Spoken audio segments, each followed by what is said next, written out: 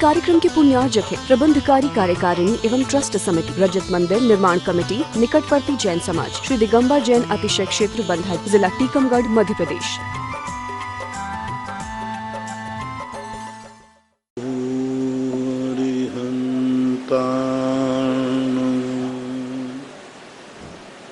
नमो सिद्धार्णं नमो आयर्याणं नमो वज्रायाणं नमो लोये सर्वशाहूणं।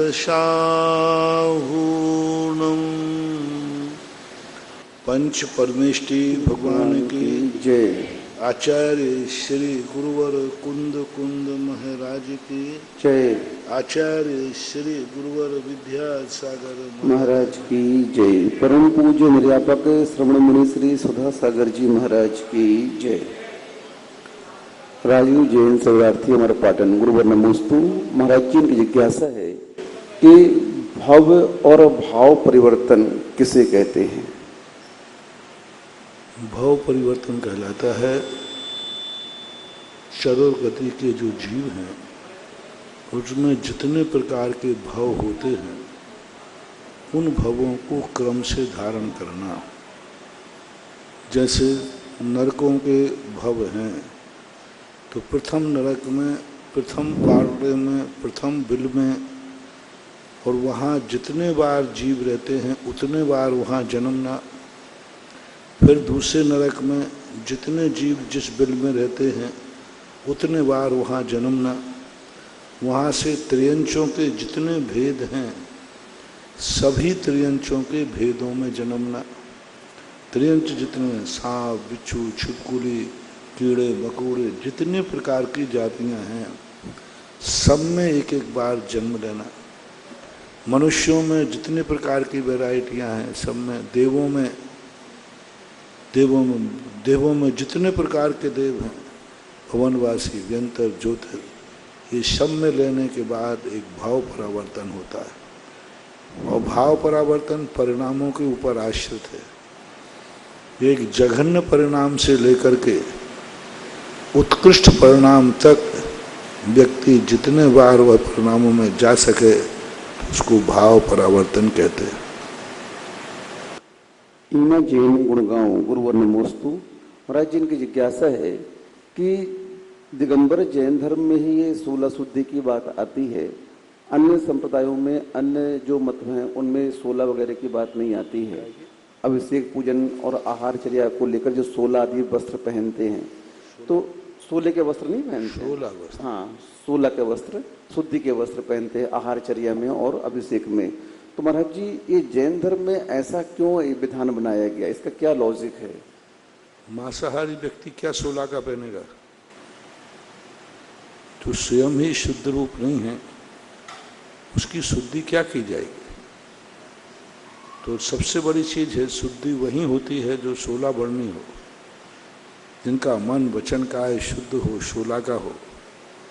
जहाँ शराब, मांसाहार आदि की यदि पाबंदी न हो वहाँ शुद्धि कैसे बनेगी? नहा करके मांस खाएगा तो 16 हो जाएगा? अरे नहा करके मांस छूले तो भी 16 नहीं हो सकता, वो तो खा रहा है। तो जिस प्रकार की जो आचार रूप पद्धति हो, शुद्ध आचार क्रिया जहाँ होती है वहाँ शुद्धि का ध्यान रखा जाता है। अब हम लोग शुद्ध भोजन करते हैं इसलिए चौका शुद्धि का होता है। अब तुम्हारी क्या शुद्धि करें? शुद्ध 16 के कपड़ा पहन करके चाट खाओगे होटल आओगे, है ना? अब क्या शुद्धि बनाओगे? 16 में कभी 16 का है, नहा के धोखा बिल्कुल शुद्ध 16 का कपड़ा पहनना, और भोजन कहाँ करोगे? होटल में। अरे कोई मुझे छूना मत, छूना मत, छूना मत भाई, छूना मत। और टेबल पे कपड़ा, अरे कपड़ा हटाओ, मैं 16 का हूँ, जैनी हूँ। खाओगे क्या वहाँ? होटल में खाने वाला व्यक्ति 16 कर सकता है क्या? हो ही नहीं सकता। तो वहां पर जब विचार ही 16 के नहीं है, जब खान पान ही 16 का नहीं है, हमने आप में घटा दिया ना। आप गृहस्थ लोग बाजार का खाते हैं, होटलों में खाते हैं, अब आपके लिए कोई 16 नहीं है, क्योंकि 16 का बाप तो सबसे मिटाने वाला भोजन है। जो शुद्ध भोजन करते हैं, शुद्धचर्या करते हैं, उनके लिए शुद्ध 16 का होता है।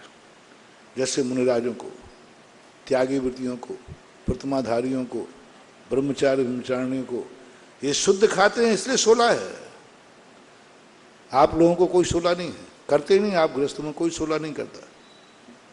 तो सबसे बड़ी विशेषता है जैन दर्शन का 16 होने का कारण है, जैन दर्शन का आचार 16 का है, विचार 16 का है, इसलिए बाह्य 16, 9 कर्म रूप 16 है। जब सारे कर्म 16 के हैं तो 9 कर्म भी 16 का होना चाहिए। मूल कारण यह है जैन दर्शन के 16 का। स्वामी जैन, खानपुर, गुरुवर नमोस्तु। महाराज जी, इनकी जिज्ञासा है कि कई बच्चे महाराज जी से नियम ले जाते हैं फास्ट फूड का, और उनकी मम्मी बोलती है कि नहीं नहीं हमारा बच्चा नहीं पाल पाएगा, तो महाराज जी ऐसे में उन माओं को क्या दोष लगेगा? तो अब उस माँ का दुर्भाग्य है, बल्कि बच्चे को प्रोत्साहन देना चाहिए कि इस नियम का पालन करो। यदि वो रात्रि भोजन छोड़ के आया है तो प्रोत्साहन दो। हाँ, उसको कहो कि चिंता मत करो, तुम छोड़ के आए हो, बहुत अच्छी तरह पल जाएगा, बहुत बढ़िया। तू घबराता क्यों? मैं माँ हूँ ना तेरी, बैठी हूँ, मैं बहुत अच्छे बढ़िया तुझे फल फूल खिलाऊंगी, मावा मिष्ठान खिलाऊंगी, तू छोड़ के आया, बहुत अच्छा किया। ये प्रोत्साहन देना चाहिए। और जो ऐसा प्रोत्साहन नहीं देते हैं, नहीं मेरा बेटा रात में नहीं छोड़ पाएगा, मेरा बेटा, तो ऐसे लोगों के यहाँ कालांतर में म्लेच्छी, दरिद्री, भ्रष्ट बच्चे होते हैं। ऐसे की जब संतान होगी ना, तो वो इतनी भ्रष्ट होगी, इतनी भ्रष्ट होगी कि कुल को कलंकित करने वाली। तुम्हारा जैन कुल है, जैन कुल के आचरण के बिल्कुल विपरीत आचरण करेगा, और फिर वो इसी प्रकार से उल्टे सीधे शादी विवाह करेगा, भ्रष्ट कन्या लाएगा, नीच कुल की कन्या लाएगा, नीच कुल में जाएगा, क्योंकि तुमने अपने बेटे को व्रत और नियम लेने में हतोत्साहित किया था। हतोत्साहित नहीं, प्रोत्साहित करना चाहिए, उसकी अनुकूलता बनाना चाहिए। घर में यदि कोई व्यक्ति नियम ले लेता है तो सारे घर वालों का प्रयास है कि उसको नियम पालन करने में सहयोग करें। रात्रि भोजन त्याग दिया है तो उसकी व्यवस्था करें, पूरा परिवार लग जाए, किसी प्रकार इसका नियम नहीं टूट जाए। टिफिन लेके जाना पड़े, उसको दुकान से घर बना, कैसी पड़े, इसका नियम नहीं टूटना चाहिए। जो इस प्रकार के परिवार की महिला पुरुष अपने परिवार के लोगों को नियम पालन करने में सहयोग करते हैं, करती हैं, उनको एक दिन ऐसे परिवार मिलते हैं, ऐसी संतानें मिलती हैं कि जो इज्जत उन्होंने अपनी जिंदगी में नहीं कमा पाई, वो बेटा इज्जत दिला देगा, शान दिला देगा, इज्जत दिलाएगा बेटा। उनका बेटा ऐसा आचार विचार करेगा कि सब लोग देख के दंग रह जाए। उनका बेटा एक दिन मुनि बन जाएगा, मुनि बनेगा उनका बेटा, और सारी दुनिया में कहेगा क्योंकि इसने पूर्व भाव में ये नियम लिया था। कैसे बनते हैं, किन माताओं के बेटे मुनि बनते हैं, किन माताओं के बेटे त्यागवृत्ति बनते हैं? पूर्व भाव में उन्होंने अपने बेटे को, संतान को कोई नियम पालन करने में प्रोत्साहन दिया होगा। बेटा डगमगाता होगा तो माँ कहती हो नहीं बेटा डगमगाओगा, मैं बैठी हूँ, तेरा नियम पड़ेगा, तुझे कोई तकलीफ नहीं होने देगी। ऐसा कभी उस संतान के प्रति किया होगा, उसका परिणाम ऐसा मिला कि एक दिन तुम ऐसे मुनियों की माँ बनती हो जो सारे जगत के पूज्य हैं, और लोग तुम्हारा भी नाम लेते हैं, गर्व से उठता है। कई माताएं कहती महाराज मेरा बेटा तो बिल्कुल भ्रष्ट हो गया, जिन कार्यों में हमने कभी नहीं खाया पिया, और इतना दरिद्री है, पता नहीं क्या क्या खाता है। कुछ नहीं, पूर्व भाव में तुमने अपने बेटे के नियम को भ्रष्ट किया होगा, नियम को हतोत्साहित किया होगा। इसलिए मेरा यही संदेशा है कि घर में यदि कोई व्यक्ति नियम ले लेता है तो सारे लोग उसका नियम पलवाओ। घर में कोई व्यक्ति दान बोल के आता है तो सारा परिवार उसको उत्साहित करो, सब कहो कोई बात चिंता मत करो, अपन सब मिलकर के देंगे। मान लो कोई परिवार बोल के आ गया, बोली कभी अब तुम्हारी सब वो घबरा रहा है, बोल तो दिया, कई बार होता है ऐसा, बोल तो देते हैं और बाद में कहते अरे अब चुकाऊंगा कैसे, क्या इतनी बड़ी बोली ले ली, अब चुकाऊंगा कैसे, होता है, बहुत बार होता है। अब यहाँ पूरे परिवार की परीक्षा है, अब पूरा परिवार बैठकर, हो सके तो रिश्तेदार बैठ करके, क्यों घबरा रहा है तू, क्या है, बोली लेके आ गया, हाँ बोली ले ली मैंने और मैंने सोचा ही नहीं चुकाऊंगा, कहते चिंता मत करो अपन सब मिलके चुकाएंगे, अपन सब मिलके चुकाएंगे, चिंता क्यों करता है, तूने बोला हमने बोला, सब एक ही तो हैं, कुटुंबी हैं कि नहीं, परिवार के हैं। यदि तुमने किसी ऐसे परिवार को ऐसा प्रोत्साहित कर दिया, जाओ तुम्हारे यहाँ ऐसे कुटुंबों में जन्म लोगे तुम जाकर के जहां अक्षय निधियों के भंडार होंगे, क्योंकि तुमने बोला एक ने और तुमने कहा तू चिंता क्यों कर, अपन सब चुकाएंगे, सब देंगे, थोड़ा थोड़ा करके देंगे, तो बिल्कुल विकल्प मत छोड़, जो किया अच्छा किया। अब आपका पुण्य अटूट पुण्य हो गया। आपको ये कल्पना ही करो न करोगे, जहां से आपने नहीं सोचा होगा वहां से धन आएगा। ये तीर्थंकर वगैरह के यहाँ रत्न वृष्टि कहाँ से हो जाती है, कौन सा तीव्र पुण्य का उदय है, कैसा पुण्य किया, ऐसे ही पुण्य किया होगा। किसी ने कभी दान बोला होगा शक्ति से बाहर, उन्होंने कहा चिंता मत करो मैं बैठा हूं।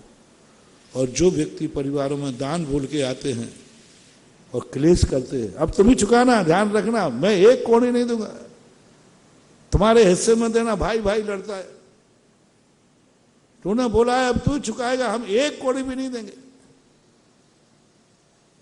ऐसा हतोत्साहित जो कर देते हैं, एक दिन उनको दिवालिया जरूर होंगे। ऐसे कुलों में जाके दिन में खूब व्यापार धंधा होगा, सब कुछ होगा, एकदम ऐसा निमित्त आएगा सब कुछ बुला जाएगा, सब कुछ खत्म हो जाएगा, करोड़ों अरबों की जायदाद, 56 करोड़ की दीनार है, सब खत्म हो जाएगी, सब खत्म हो जाएगी। शास्त्रों में यही तो कथा आती है गजमोती की, इतना गजमोती कहां से दोगे तुझे, तू जा निकल अपने आप कमा और खा, जरा ऐसे घर में नहीं मिलेगा। उसके दान को हतोत्साहित किया, पूरे 14 के 14 प्राणी 56 करोड़ की दीनारों के मालिक रोड पे आ गए, मजदूरी भी नहीं मिल रही थी, महात्मा ने उसको हतोत्साहित किया था। ये कहा था मैं कुछ देने वाला नहीं हूं, तूने बोला है, तूने किया, कमा और दो। महानुभाव में सारी दुनिया से कहना चाहता हूं, कभी घर में दान बोल दे, कभी उसको हतोत्साहित नहीं करना, उसके प्रति कभी टॉर्चर नहीं करना, उसको खेद नहीं। यही दान में, यही व्रत में, यही नियम में, सब धार्मिक क्रियाओं में सहयोग करो। कुटुंब मात्र पाप के लिए ही नहीं है, पाप के सहयोग के लिए ही नहीं है, संसार के सहयोग के लिए ही कुटुंब नहीं है, धर्म के कार्यों के लिए भी यदि तुम कुटुंबी बन जाओ तो तुम्हारा बेड़ा पार हो जाए, ऐसा। श्रीमती चंदा जैन आष्टा, गुरुवर नमोस्तु। महाराज जी, इनकी जिज्ञासा है, अरहत भक्ति किसे कहते हैं और क्या अरहत भक्ति में तीर्थंकर भक्ति शामिल रहती है? शामिल।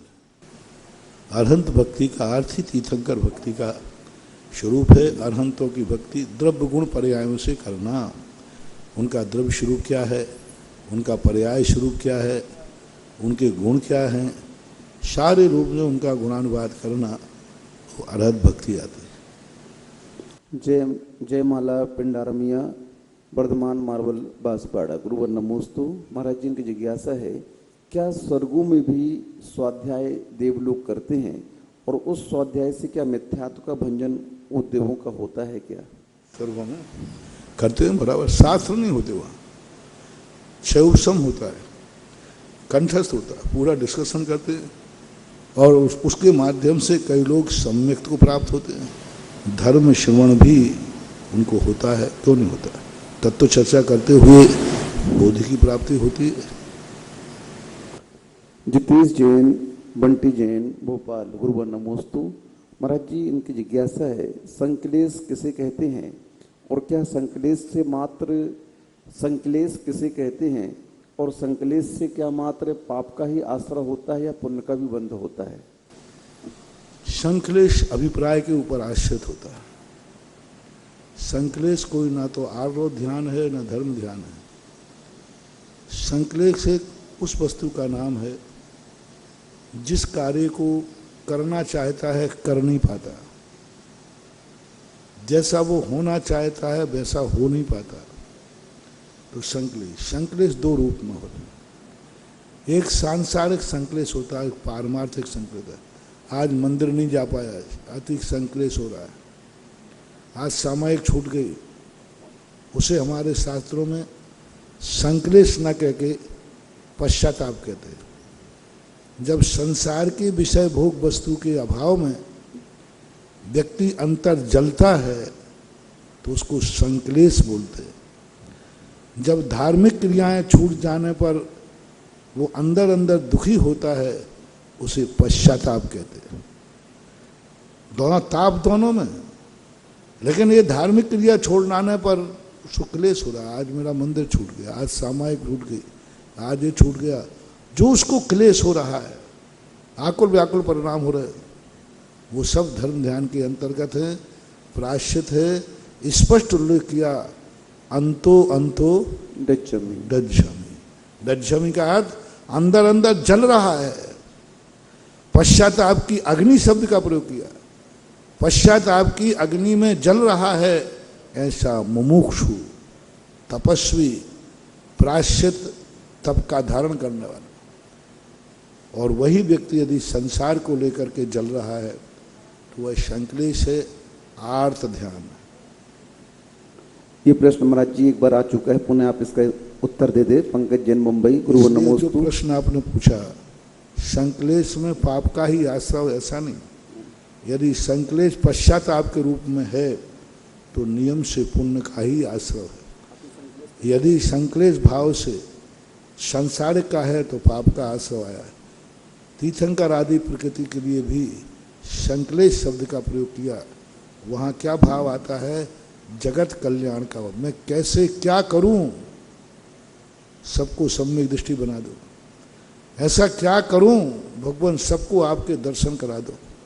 ऐसा मैं क्या करूं जो आनंद मुझे आया है सबको आनंद आ जाए। ऐसा मैं क्या करूं कि सब सत्य को समझ जाएं, सब वृत्ति हो जाए, सब पाप को छोड़ दे। मैं क्या करूं? ऐसा तीव्र संकलेश जगत कल्याण का आता है तो वहाँ महान पुण्य प्रकृति, तीर्थंकर प्रकृति का बंध हो जाता है। पंकज जैन, मुंबई। गुरुवर नमोस्तु। महाराज जी, इनका प्रश्न है कि इस बार पर्युषण पर्व चतुर्थी से प्रारंभ हो रहे हैं और पंचमेरु के जो उपवास करते हैं वो पंचमी को करें कि चतुर्थी करें? यदि मेरु आदि के तुम्हारे उपकार है, उपकार तो पंचमी से ही शुरू होंगे, क्योंकि आगे जाकर के 12 के बाद कोई तिथि एक है। कौन? 12-13 करती है तो आपके 5 मेरु के तुम निकल ही जाएंगे उसमें। इसलिए पंचमेरु वारों के लिए कोई विकल्प करने की जरूरत नहीं, वो पंचमी से ही करें। कोई पंचमी तिथि का करता है तो भी पंचमी को ही करें। ये तो चतुर्थी से होने का मूल कारण है कि 1213 तिथि इकट्ठी हो जाएगी तो 9 दिन के न करके अपन 10 दिन के कर लें, 11 दिन के कर लें। यानी जैनी की विशेषता देखो बहुत बड़ी है। यदि 11 दिन के हो जाए तो वो 11 दिन ही करेगा, लेकिन 9 दिन हो जाए तो 1 दिन पहले करेगा। ये कहलाता है अति उत्साह है। कैसा अपने पूर्वजों ने क्या नियम बनाया? 10 दिन के ही धर्म होते हैं और 2 तिथि हो जाए तो कहते नहीं 2 करूंगा, कम तो नहीं करूंगा। समाप्त तो 14 को ही होगा, लेकिन बीच में तिथि टूट जाए तो 1 दिन पहले शुरू कर देगा। ये धर्म का अति उत्साह कहलाता है, ऐसा मन। सीलचंद जैन, अनौरा वाले, ललितपुर। गुरुवर नमोस्तु। महाराज जी, इनका कहना है कि कुछ विद्वान इनसे कह रहे हैं कि ज़्यादा मंदिर और मूर्तियां नहीं बनवानी चाहिए, कालांतर में कोई इन्हें पूजने वाला भी नहीं बचेगा। तो ऐसा सोचना महाराज जी? हम कालांतर की क्यों सोच रहे हैं? मैंने कहा ना, मैं मूर्ति बनवा ही नहीं रहा हूं। मैं तो दातारों का पैसा पाप में न जाके पुण्य में लगे उनका कल्याण कर रहा हूं। मुझे लेना देना क्या है? भगवान की कल पूजा होगी। अरे कल का यदि कोई सोचते ना तो कल तुम मर जाओगे, आज दुकान काय को खोल रहे हो? काय को इतनी एफडी मेहनत कर रहे हो सब, कल का क्या भरोसा है। आज तुमने इतना बड़ा मकान बना लिया, इतनी जायदाद जोड़ रहे, इतना व्यापार कर रहे, तो तुमने सोचा नहीं कि कल कोई मैं बचूंगा या मरूंगा। कभी उस समय उस वहां नहीं सोचते आप कि मैं इतना बड़ा मकान बना रहा हूं, इतना धन कमा रहा हूं, कल मैं बचूंगा या नहीं बचूंगा, मेरा परिवार भी बचेगा कि नहीं बचेगा, तो फिर इसका क्या होगा। ये सब संभावनाओं पर विचार नहीं किया जाता। वर्तमान पोजीशन क्या है, वर्तमान पोजीशन क्या है, बस इसी आधार पर भविष्य की नींव खड़ी रहती है। भविष्य के निर्णय की तरफ जाओगे तो तुम एक दिन भी जिंदा नहीं रह पाओगे, चाहे मुनिराज हो चाहे कोई हो। वर्तमान पोजीशन देखी जाती है कि वर्तमान में क्या है। अभी धर्म है। आज देखो, यदि पहले के लोग ऐसा सोच लेते तो ये जमीन में से भूगर्भ से भगवान नहीं मिलते, ध्यान रखना। यदि पहले से ऐसे लोग सोच लेते तो हमें चांदखेड़ी के आदिनाथ तो चंद्रप्रभु भगवान नहीं मिलते। 500 साल से बताओ उन्होंने सोचते थे क्या पता कल कोई यहाँ पूजा करेगा कि नहीं करेगा, और हुआ भी ऐसा। हुआ भी चांदखेड़ी में एक दिन वो था जहां यहाँ पूजा और अभिषेक भी नहीं होते थे, कुछ नहीं होता था। ऐसे दिन भी आए थे, हुए भी। और आज देखो लाइन लगा के लग रहे हैं। एक दिन वो था जो भगवान को एक बूंद अभिषेक नहीं, जल नहीं ढालते थे कोई, और आज वो है कि लाखों रुपया देकर लोग लाइन लगाकर अभिषेक कर रहे हैं। तो ये तो संसार का उतार चढ़ाव है, तुम इसकी चिंता मत करो। आज उन लोगों ने देखो किस आशा पर जमीन के अंदर मूर्तियां रख गए, किस आशा पर रखी होंगी। उन्होंने तो ये तो कल्पना कर ही रही थी कि अब ये देश तो उजड़ चुका है, कौन बसेगा, कौन यहाँ आएगा, कौन रहेगा। कौन सी आशा थी जो उन्होंने जमीन में मूर्तियां गाड़ दी। नारियल का जब समोषण मिला, इन कौन मूर्तियों को ऐसे व्यवस्थित ढंग से रखा, किस आशा पर, किस विश्वास पर। बीनागंज है अभी यहाँ पर गुना के पास में, ऐसी मूर्तियां निकली वहां पर चाडोरा के अंदर, किस आशा पर रखी थी। तुम्हारे जैसा मूर्ख होता ना तो कहता भैया अब कौन पूजने वाला है इनको, हम ही मर रहे हैं तो भगवान को कौन बचाए, हम ही को मरना है तो भगवान को कौन बचाए। कैसे लोग थे, वो कहते स्वयं मर रहा हूं लेकिन भगवान बचना चाहिए। मर गए वो, उनको मन, वो मर गए सारे। जितने लोगों ने मूर्तियां नीचे रखी भाग नहीं पाए, मरण को प्राप्त हो गए। लेकिन उनके मन में था हम भली मर जाएं तो मर जाएं लेकिन भगवान बचना चाहिए। यदि वो सोचते कल कौन पूछेगा इनको, कौन पूछेगा इनको, तो आज बोलो कितना बड़ी हानि हो जाती। कौन पूछेगा इनको, आज इतने बड़े, क्यों इतना छोटा सोच करते हो। ये सोच यदि संसार के कार्यों में करो तो बहुत बड़ा बेबड़ा पार हो जाए। आज से गाड़ी में नहीं बैठना, एक्सीडेंट हो जाए तो, हाँ गाड़ी में नहीं हू तत्ता है। हाँ कई लोग गाड़ी में बैठे हुए लौट के नहीं आए, ऐसा हुआ है कि नहीं। अपन को गाड़ी में नहीं बैठना, शादी ब्याह नहीं करना बच्चों के, हू तत्ता है। बिटिया की शादी की और कुंवर साहब मर गए तो विधवा हो जाएगी। कुंवारी भली के विधवा भली, बताओ भैया तुम बताओ, कुंवारी भली के विधवा भली। बोलते नहीं हो, थोड़ा हूं तो मिलाया करो। कुंवारी भली के विधवा भली, कुंवारी भली तो वो शादी मत करो, विधवा हो जाएगी। तो हुई है कि नहीं दुनिया में, हुई। बेटे की शादी मत करना, बहू आई वो मर गई तो विधवा हो जाओगे, हुए हैं। कितनी घटनाएं घटी।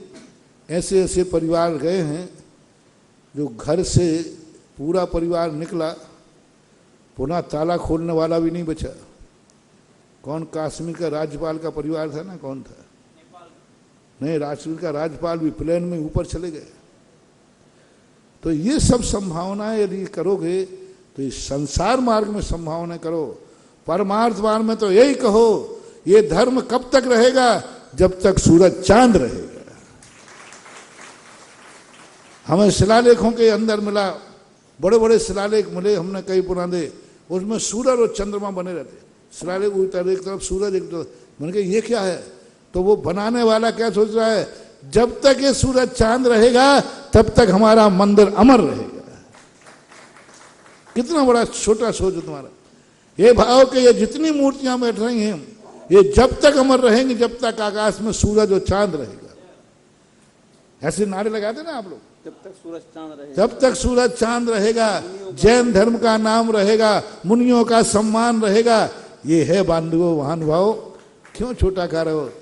ये ध्यान रखना, जो ऐसा भाव कर रहा है तो मंदिरों की तो पूजा होती रहेगी, लेकिन तेरी ऐसी दुर्दशा होगी कि कोई तुझे पूछने वाला नहीं मिलेगा, क्योंकि तेरा सोच ही ऐसा है। महीन जैन पत्रकार इंदौर, गुरुवर नमोस्तु। महाराज जी, इनकी जिज्ञासा है कि तत्वार सूत्र को सबसे महत्वपूर्ण ग्रंथ क्यों कहा गया है? क्योंकि वो एक सूत्र रूप में, कोई भी चीज छोटे में गागर में सागर है, एक स्थान पर मिल जाए। आप लोग बाजार में जाते हैं मार्केट में और 10 सामान खरीदना है, 10 दुकानों पर जाना पड़ेगा, और पूरा सामान एक दुकान पर मिल जाए तो आप किसे पसंद करेंगे? क्योंकि सब सामान यही मिलता है। इसी प्रकार तत्वार सूत्र एक ऐसा ग्रंथ है कि उसमें सारे तात्विक दृष्टियां, जो सार है वो तत्वार सूत्र में सब समाहित हो जाता है। तत्वार सूत्र पढ़ लेने पर व्यक्ति को जिनवाणी का बहुत बड़ा सारांश रूप में ज्ञान हो जाता है। सभी तो ज्ञान भरा हुआ उसमें, गागर में सागर है, इसलिए उसको मुख्य कहते हैं। राजेंद्र जैन, मेरठ, गुरुवर नमोस्तु। महाराज जी, जो तीर्थंकरों की दिव्य ध्वनि खिरती है और सामान्य केवलियों की जो दिव्य ध्वनि खिरती है, तो वह सर्वांग से खिरती है या फिर खाली मुख से बोलते हैं? इसमें आगम का उपदेश का अभाव है। सामान्य केवलियों के संबंध में किसी भी प्रकार का सूत्र या सुराग नहीं मिल रहा है कि उनकी दिव्य ध्वनि का स्वरूप क्या होता है, दिव्य ध्वनि उनकी किस रूप में रहती है, कौन झेलता है, कौन प्रचारित करता है। आगम में न होने से हम कुछ कह नहीं सकते। तीर्थंकरों के संबंध में जो है वो सबको मालूम है। भगवान महावीर की अहिंसा धर्म को जन जन तक पहुंचाने, अपनी देशना के माध्यम से जन जन तक पहुंचाने वाले जगत पूज्य निर्यापक श्रमण मुनि पुंगव 108 के श्री सुधा सागर जी महाराज के पवित्र पावन चरणों में चांदखेड़ी तीर्थ कमेटी एवं पारस चैनल के माध्यम से देश विदेश में लाखों की तादाद में देख रहे भक्तों की ओर से पूज्य महाराज जी के श्री चरणों में त्रिकाल बार नमोस्तु नमोस्तु नमोस्तु। प्रथम जिज्ञासा के लिए सलील जी बड़जात्या इंदौर आए और अपनी जिज्ञासा पूज्य महाराज जी के श्री चरणों में निवेदन करें। महाराज जी के चरणों में त्रिवार नमोस्तु नमोस्तु नमोस्तु। महाराज जी, अभी इस वर्ष नेमावर में जो पंच कल्याणक संपन्न हुए, उसमें हमें भगवान के माता पिता बनने का सौभाग्य मिला था, और उसी दिन तब कल्याणक के दिन हम दोनों ने 2 व्रत प्रतिमाएं ग्रहण की थी। उसी को लेकर कुछ जिज्ञासा है। एक तो जो हम शाम को सामायिक करते हैं उसका समय कम से कम 48 मिनट होना ही चाहिए क्या? और दूसरा, प्रतिक्रमण और सामायिक के बीच में हम कोई अंतराल रख सकते हैं क्या? क्योंकि हम लोग गृहस्थ हैं, कभी कभी कोई कार्य ऐसा रह जाता है या दूध पानी लेना रह जाता है, तो हम उन दोनों के बीच में वो ले सकते हैं क्या? 2 प्रकार के कार्य होते हैं। सामयिक का सबसे जघन्य काल 48 मिनट ही है। यदि वृत्ति है, प्रतिमाधारी है, सामयिक का नियम है, तो 48 मिनट तो करना ही पड़ेगा। अधिकतम 2.25 घंटे का कार्य। प्रतिक्रमण के बीच में, प्रतिक्रमण के बाद फिर आप कौन से कार्य नहीं कर सकते? आहार नहीं कर सकते, भोजन पानी नहीं कर सकते, आरंभ परिग्रह नहीं कर सकते, आहार के बाद फिर आप भोजन पानी बना नहीं सकते। कुछ ऐसे कार्य हैं जो नहीं किए जा सकते। बाकी धार्मिक कार्य या संसार के छोटे मोटे कार्य प्रतिक्रमण के बीच में किए जाते हैं। जैसे हम लोग हैं, प्रतिक्रमण और सामायिक के बीच में अंतराल होता है। प्रतिक्रमण करने के बाद वंदना करने जाते हैं, प्रवचन करते हैं, चर्चा भी कर लेते हैं। पर ऐसे आरंभ और हिंसात्मक जिसका पुनः प्रतिक्रमण करना पड़े, ऐसे कार्य नहीं करना पड़ेगा। प्रतिक्रमण के अंदर जो बातें आई हैं कि मैं इन चीज़ों का प्रतिक्रमण करता हूँ, वे कार्य नहीं किए जाएंगे। हम लोग प्रतिक्रमण और सामायिक के बीच में वही कार्य करते हैं जिनका प्रतिक्रमण नहीं करते, और करते हैं यदि करेंगे तो ईर्यापथ हमें लोगों को 2 बार करना पड़ता है। जैसे हम लोग दोपहर में ईर्यापथ करते हैं, लेकिन यदि विहार कर दिया तो फिर शाम को ईर्यापथ हमें पुनः करना पड़ता है। तो सामान्य रूप से प्रतिक्रमण जो है, कुछ कार्य कर सकते हैं, कुछ नहीं कर सकते। जैसे हमने कहा भोजन पानी, आप कहो कि प्रतिक्रमण भोजन के पहले कर लें, नहीं होगा, वो भोजन के बाद ही करना पड़ेगा। हाँ, इतना हो सकता है कि यदि आपको लेट है किसी कारण से, तो सामायिक पहले कर लीजिए, प्रतिक्रमण बाद में चल जाएगा। सामायिक के बाद भी आप प्रतिक्रमण कर सकते हैं। कई बार हम लोगों को होता है, बिहार आदि में कभी लेट हो जाते हैं तो सामायिक का समय नहीं टालते, सामायिक करने के बाद फिर रात्रि में प्रतिक्रमण कर लेते हैं। पर ये मूल मार्ग नहीं है, ये क्षम्य मार्ग है, महान दोष में नहीं आएगा। थोड़ा कालातिक्रम करने का अल्प दोष लगता है। नमोस्तु। अगली जिज्ञासा के लिए श्रीमती कुशल जैन, राघोगढ़। महाराज जी के चरणों में मेरे परिवार, मेरे मायके परिवार और मेरी बेटी के परिवार से बारंबार नमोस्तु नमोस्तु नमोस्तु। महाराज जी, मेरी जिज्ञासा है, कल महाराज जी हम लोग दर्शन करने आए थे आपके और बाबा के, और भैया जी ने हमसे बोला भक्तांबर, असीमकालीन भक्तांबर में नाम लिखवा दो, और हमारा मन नहीं बना। फिर इसके बाद हम घर पहुंच गए, और रात में मेरे बेटे को स्वप्न में आचार्य श्री ने बोला कि आप भक्तांबर करो, और हमारा मन ऐसा हुआ। सुबह मेरे बेटे ने बोला मम्मी मेरे को ऐसा सपना आया है कि आचार्य श्री ने बोला है कि आप अपन नाम लिखवा दें। तो महाराज जी मेरी जिज्ञासा है, महाराज जी आपका चमत्कार समझे या बाबा का चमत्कार, महाराज जी समाधान कीजिए। सबसे बड़ा तो आचार्य श्री का आशीर्वाद। नमोस्तु महाराज जी, नमोस्तु नमोस्तु। तुम्हारे लिए स्वप्न में प्रेरणा देकर के शुभ कार्य के लिए कहा। नमोस्तु महाराज। जब भी कोई कार्य होता है, कुछ कार्य ऐसे होते हैं, कोई भी, मैं सदा कहता हूँ, जब कोई व्यक्ति आपको धर्म की कहे तो समझ लेना चाहिए कोई ना कोई शुभ संकेत है। नमोस्तु महाराज जी। कोई ना कोई शुभ संकेत होता है, कोई ना कोई शुभ होने वाला होता है, तभी कोई कहता है, नहीं तो कहते कहते भी व्यक्ति रुक जाता है। तो ये सब अच्छे संकेत माने जाते हैं।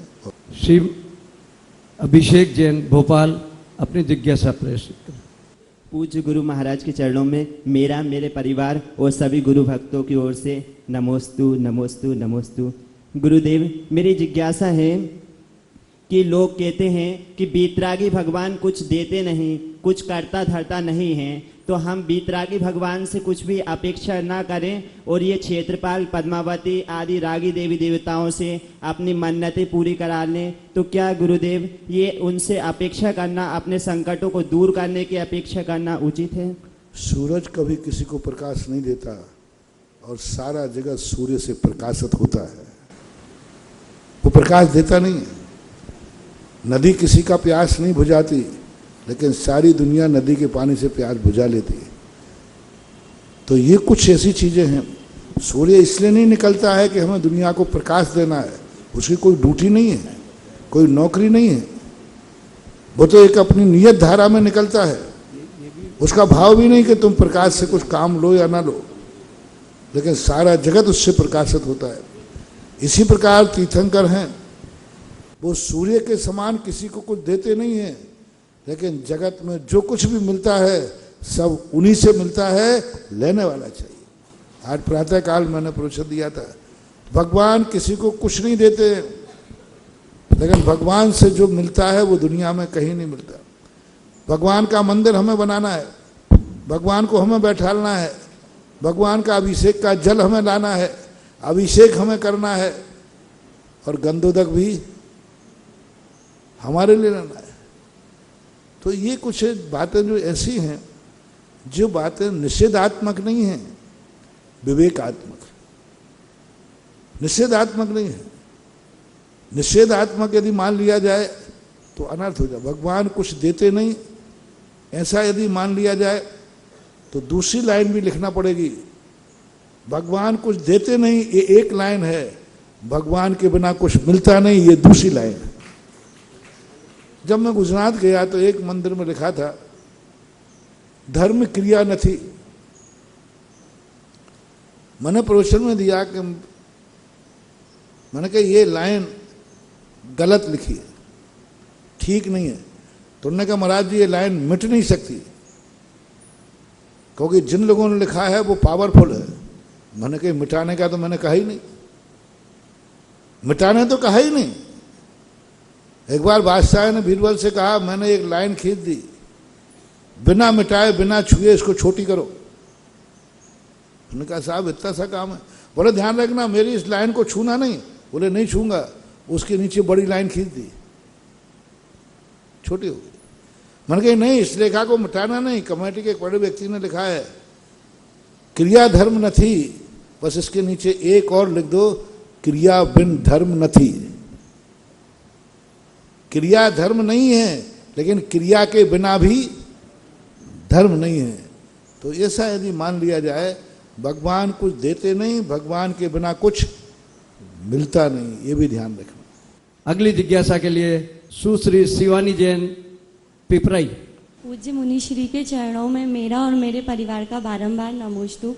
मुनिश्री मेरी जिज्ञासा यह है कि अपने चौके में नवदा भक्ति पूर्वक आहार करवाना देना और या किसी अन्य के चौके में आहार देना, क्या दोनों में समान पुण्य लाभ मिलता है? समान पुण्य तो हो ही नहीं सकता। अपने घर के कार्य करना और दूसरे की दुकान पर जाके बैठ के चलाना कितना लाभ मिला। वहाँ से कमीशन मिलेगा, यहाँ तो पूरा माल मिलेगा।